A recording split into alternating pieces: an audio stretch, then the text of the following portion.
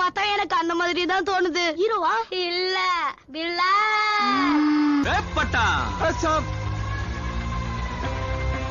யாரோ 10 பேர் அடிச்ச டானானவன் இல்லடா நானு.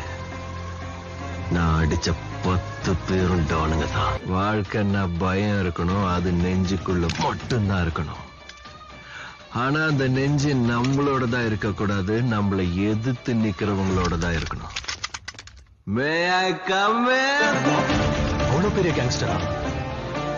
கேங்க கூட்டிட்டு வரவன் கேங்ஸ்டர், ஒத்தையா வரவன் மான்ஸ்டர்.